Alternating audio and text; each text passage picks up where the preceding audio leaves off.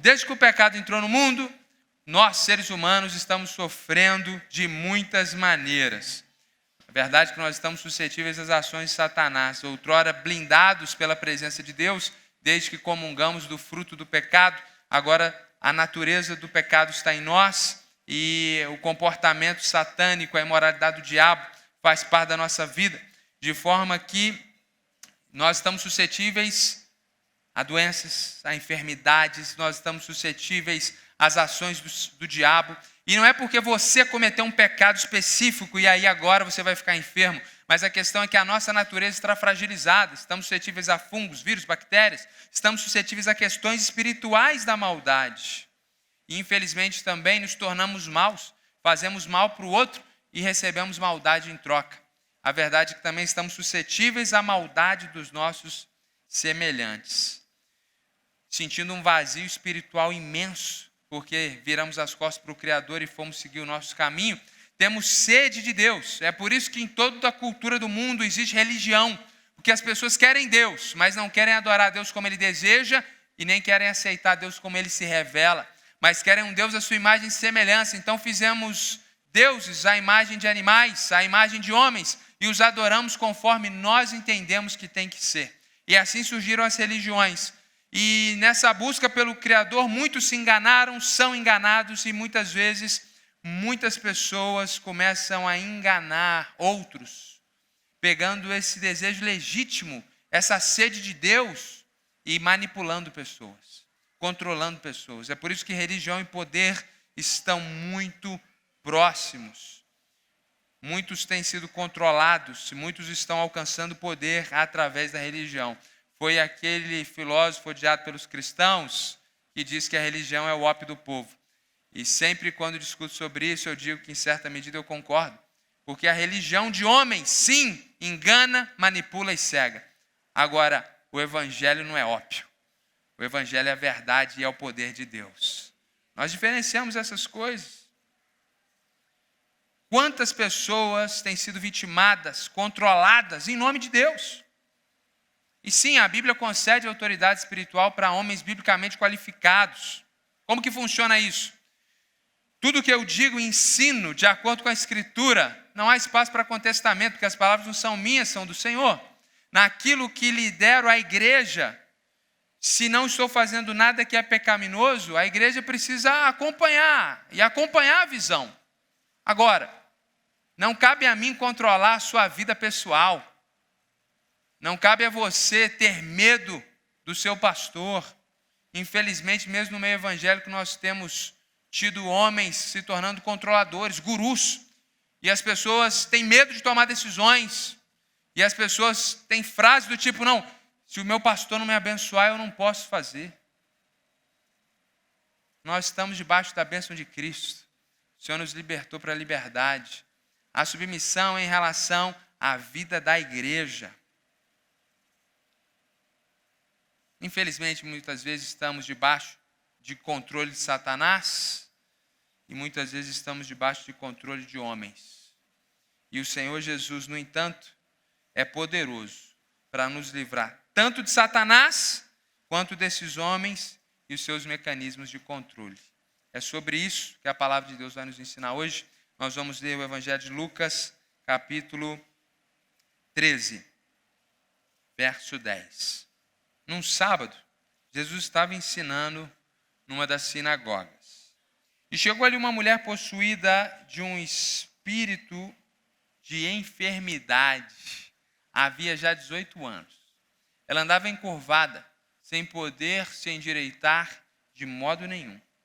Ao vê-la, Jesus a chamou e lhe disse, mulher, você está livre da sua enfermidade.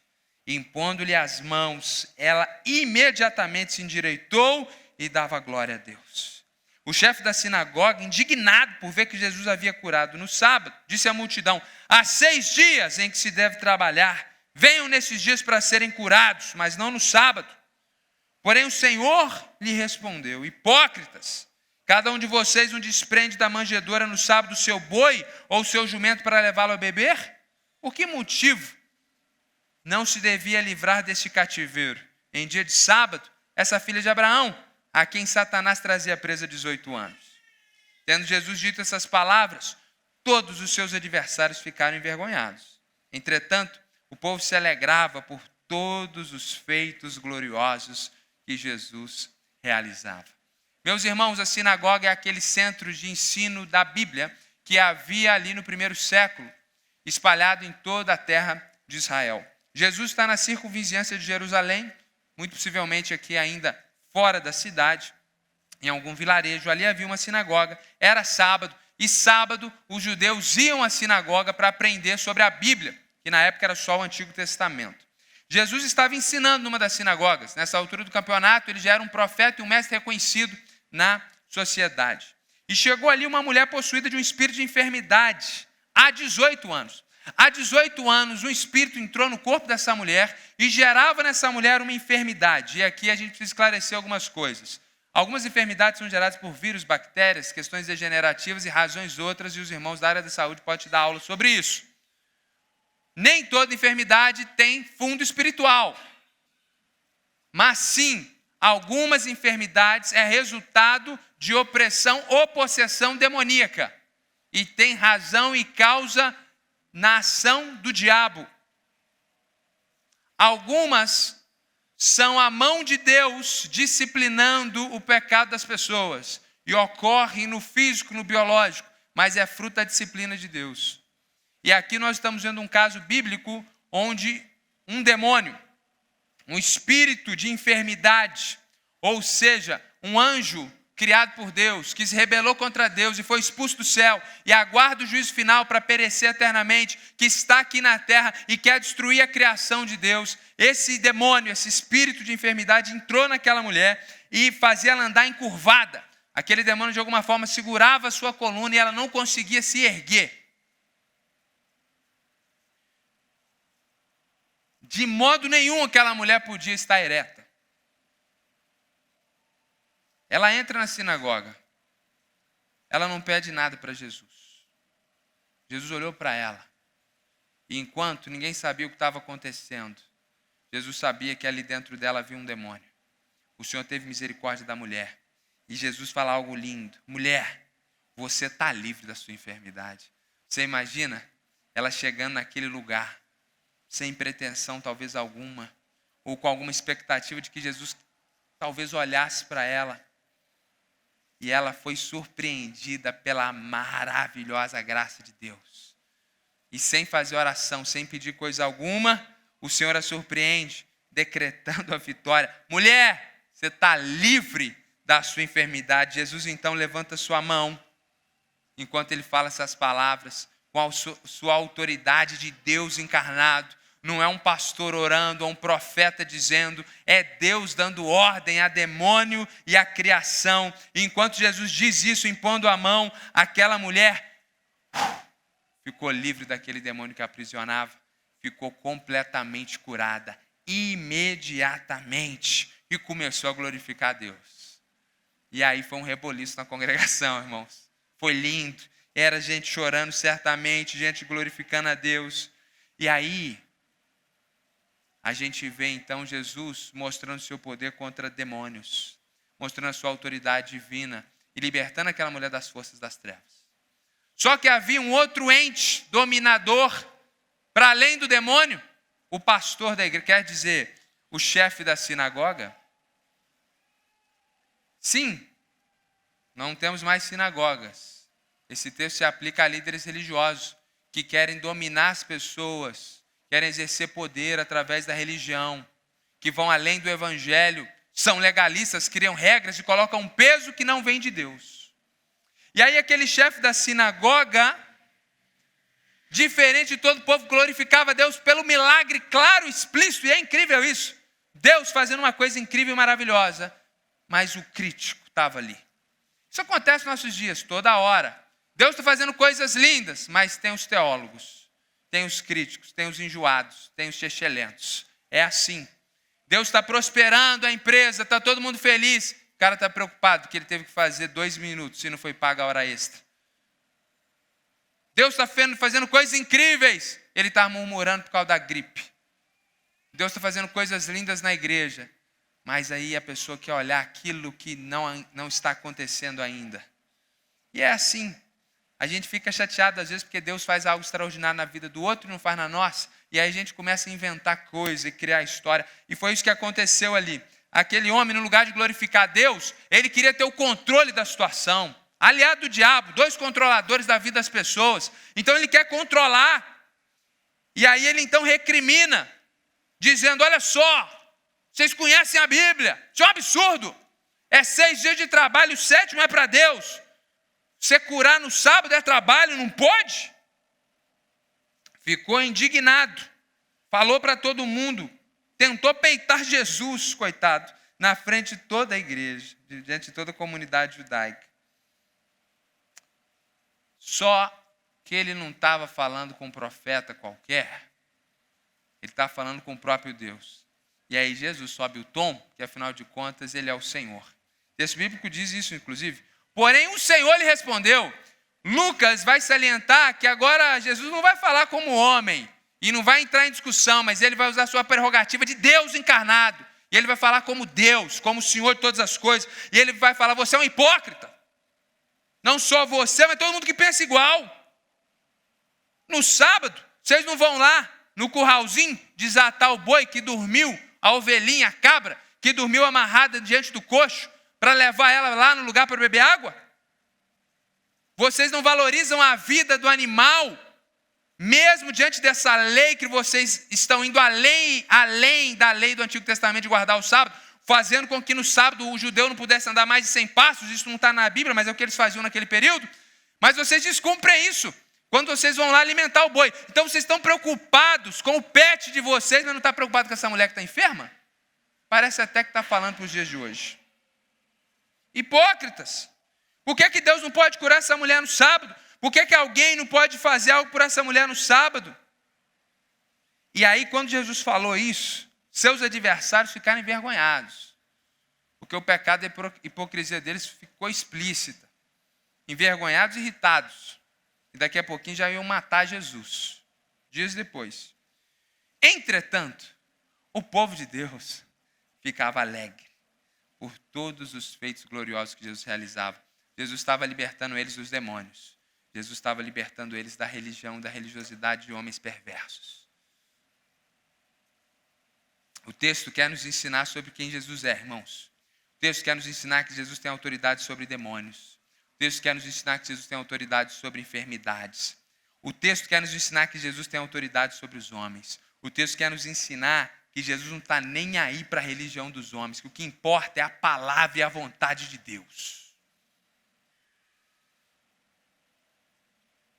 Nós cremos no Evangelho, e o nosso esforço é para que essa igreja seja uma igreja que prega e que vive o Evangelho. E existe também um aparato religioso, sociológico. Nós estamos numa sociedade, nós temos um CNPJ. Tudo isso aqui é feito da forma mais leve e suave possível. Porque nós não queremos nos tornar um grupo de religiosos, mas uma comunidade viva, cheia da graça, que vive o Evangelho. É por isso que a verdade é que muitas vezes Deus não está nem aí para a religião, para a estrutura, para a denominação, para essas questões humanas. É por isso que nós não valorizamos isso. Porque muitas vezes esse mecanismo se torna um mecanismo de controle. E aquilo que foi criado para servir, e a organização que foi feita para abençoar, passa a ter um fim em si mesma. E passa a se idolatrar. E muitas vezes os rótulos e as instituições humanas passam a ser mais importantes do que a vida do Evangelho. Do que o Evangelho. Sim, o Evangelho tem uma ética profunda, seríssima, dura, contra a nossa carne. Isso é de Deus. Agora, aquilo que é humano e religioso, a gente não quer ter comprometimento com isso. Nós não queremos ter comprometimento com isso. Nós não queremos aprisionar pessoas em historinhas de homens, em regras humanas. O texto nos ensina também sobre o caráter amoroso e misericordioso de Jesus. E para a boa intenção do Cristo para com todos os homens. Meus irmãos, ser mulher naquele lugar já era estar muito desfavorecida. Uma mulher enferma daquele tipo a 18 anos era ser uma mulher esquecida, uma mulher segregada. Eu não tive tempo de estudar profundamente, porque algo nesse texto aqui me intrigou, porque a gente sabe que as mulheres não frequentavam a sinagoga com essa tranquilidade. A mulher entrou numa sinagoga, como se fosse algo comum. Em muitos lugares a mulher não era bem-vinda nem para ouvir o evangelho. Certamente, a gente sabe que elas podiam entrar, que elas podiam ouvir com total silêncio. Mas aqui a entrada dessa mulher, ela passa para nós despercebido como se fosse algo normal. E a gente sabe que naquele contexto a mulher tinha um cenário muito terrível. E Jesus então escolhe a mulher enferma de 18 anos, a menos provável de receber um milagre, para mostrar isso, que Deus olha para todos nós. Que Deus se importa com você, que Deus se importa com você na sua tragédia, na sua luta, na sua situação crônica de anos. O Senhor está vendo, o Senhor é gracioso, o Senhor é misericordioso. Deus tem boas intenções para com todos os homens. Ele liberta aquela mulher. Verso 12 ele diz, você está livre. Ela estava aprisionada por um demônio e ela ficou livre. Na linguagem de hoje, ela recebeu a libertação de um demônio e automaticamente ficou livre da enfermidade. E quando Jesus trouxe liberdade, o verso 17 no final diz que o povo se alegrava. Jesus trouxe liberdade e isso resultou em alegria. E aqui nós chegamos na nossa grande ideia, meus irmãos. Jesus é poderoso para nos livrar do domínio de Satanás e dos homens, nos concedendo assim verdadeira alegria. Eu acho que é isso que Lucas queria ensinar àquele povo quando ele escreveu esse texto. Que Jesus tem toda a autoridade sobre os homens, sobre demônios, sobre toda a criação, sobre o corpo humano. Jesus tem toda a autoridade. Ele é poderoso para nos livrar do domínio de Satanás. Ele é poderoso para nos livrar do domínio dos homens. E Ele assim, nos dando essa liberdade, Ele quer nos conceder verdadeira alegria. E o Espírito de Deus preservou essa história para nós, porque isso é uma verdade para nós hoje. Há esperança para você que tem lutado contra o diabo, meus irmãos. O Senhor é poderoso para te libertar de toda opressão. O Senhor é poderoso para te dar vitória, para te proteger. É importante você lembrar que você que está em Cristo, que foi batizado no corpo de Cristo, pelo Espírito Santo, você agora faz parte de Cristo. Por isso que Ele nos deu autoridade sobre principados, sobre potestades, sobre demônios. Nós cristãos não precisamos viver com medo do diabo, com medo de demônios, com medo de assombração, com medo de mal olhado, com medo de inveja, não. Nós temos autoridade em Cristo Jesus porque nós estamos em Cristo Jesus. E o Espírito de Deus que estava em Cristo está sobre nós, porque nós somos imergidos no Espírito Santo. Porque a palavra batismo significa isso, ser submerso. Nós não recebemos um pouquinho do Espírito não, meus irmãos, para que em algum momento profetizássemos. Nós fomos mergulhados na presença de Deus, de forma que quando saímos ali desse banho de glória, nunca mais deixamos de ter os nossos corpos sem a presença do Espírito. O Espírito de Deus habita em você. Muitas vezes o diabo quer nos vencer no medo. É por isso que o Halloween não é bom. Entre muitas coisas que a gente já falou, eu quero retomar isso. Porque ele incentiva o medo, ele cria o medo. E esse papo aí de que algum reformado diz que na verdade é para o cristão aprender a zombar, não sabe o que está falando não. Batalha espiritual é uma coisa séria. É uma coisa séria. E muitas vezes os cristãos estão com medo. E quando a gente está com medo, a gente perde. Porque na verdade, meus irmãos, não há o que temer diante dos principados e potestades. Porque nós não temos poder algum. Mas aquele que tem todo o poder é por nós. E se ele é por nós, quem será contra nós? Então a gente não zomba, não brinca com coisas de demônio. Porque quando a gente fica brincando com isso e se alimentando disso, brincando de dar sustinho, brincando de dar assombração, a gente vai criando essa atmosfera do medo. E é aqui que o diabo nos vence, porque ele não tem mais poder sobre nós. E aliás, o seu poder está limitado, creio eu. E por isso que o evangelho avança. Nós temos autoridade em Cristo Jesus. E você que tem enfrentado, meus irmãos, batalhas, lutas, sendo visitado pelo maligno, não tenha medo. Use a sua autoridade. Saiba que o seu Jesus Cristo, o Deus que te salvou, não te salvou no passado para um dia te levar para o céu, não. Ele quer te dar liberdade hoje. Não é para você ficar pressionado, atribulado pelo maligno. Exerça a sua autoridade em nome de Jesus. De vez em quando, demônios se manifestam perto de nós, fazem graça, querem nos dar susto e medo. O nosso papel, meus irmãos, nosso papel é levantar a nossa cabeça. e caminhar com fé, com autoridade em nome de Jesus, confiando que o Senhor Jesus é poderoso para nos libertar de toda a obra do mal.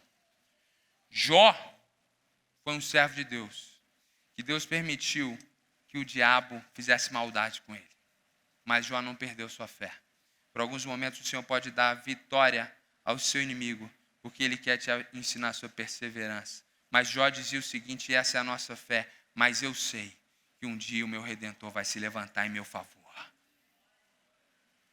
Por isso que o apóstolo disse, aquele que é do Senhor, o maligno não lhe toca. Porque o diabo só pode fazer algo na nossa vida se Deus permitir. Mas muitas vezes Deus quer nos ensinar a batalhar, a combater. Então muitas vezes Ele envia anjos e a guerra não chega perto. E às vezes a guerra chega na beira da tua casa. E aí Deus não quer usar um anjo, quer usar você para levantar, para orar, para repreender, para mandar embora em nome de Jesus. Descanse e confie. O Senhor Jesus tem autoridade sobre demônios. O Senhor Jesus é o grande e poderoso. E essa autoridade é concedida a nós. Recentemente mesmo, acordei na madrugada, sendo visitado num sonho por um demônio. Acordei com aquela adrenalina no alto e um demônio pulava em cima de mim. E eu, no sonho, me mantive calmo. Eu peguei ele, coloquei de lado e continuei avançando. E aí eu acordei e o Senhor me mostrou isso, que é assim que a gente batalha. Muitas vezes o diabo vem como um assaltante, como alguém que vem sobre nós. E na autoridade de Cristo, a gente controla o inimigo. A gente coloca de lado e a gente continua avançando. Porque o diabo não tem poder sobre nós. Porque o nosso Jesus tem toda a autoridade contra os demônios. Crente passa por batalha espiritual para vencer todas e ter testemunho para contar. Crente não passa batalha espiritual para viver chorando pelos cantos, com medo do diabo. Quem tem experiência nessa área, é só porque Jesus quer te dar vitória e te dar exemplo para você glorificar o nome dele. E o Senhor também, meus irmãos, quer nos dar liberdade contra a religião de homens. Infelizmente, muito do povo de Deus hoje está aprisionado por homens maus ou homens enganados. A gente não pode julgar o coração de todos, mas infelizmente muitos têm enganado o povo de Deus com regras humanas. Com roupa, o que você veste, o que você deixa de vestir? Que evangelho é esse, meus irmãos? Que para pregar, eu preciso usar um terno e uma gravata.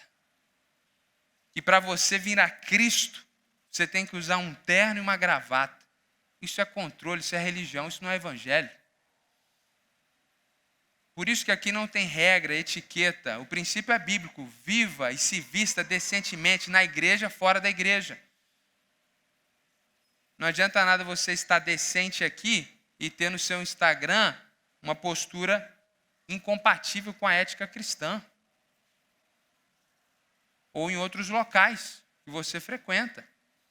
O princípio é santidade ao Senhor. Em tudo. Na nossa vestimenta, na nossa etiqueta. Nos locais, nosso comportamento, na nossa vida. Agora, não é etiqueta, tamanho de roupa, tamanho de cabelo. São formas de manipulação e de controle.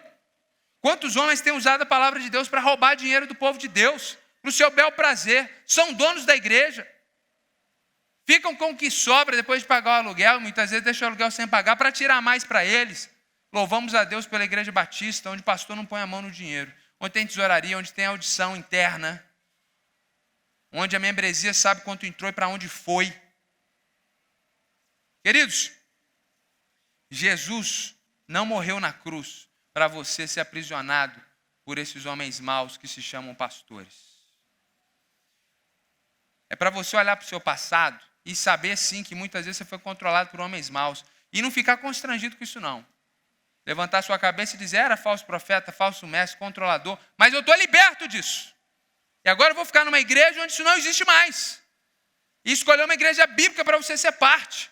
E tomar cuidado pelo amor de Deus. Porque tem gente que congrega aqui com a gente, aí muda de cidade. E parece que não aprendeu nada aqui. E toma algumas opções que cortam o nosso coração, porque a gente vê a pessoa indo abraçar lobos devoradores.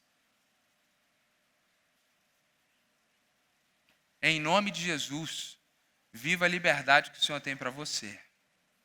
O Senhor te libertou para a liberdade. Você é livre em Cristo Jesus.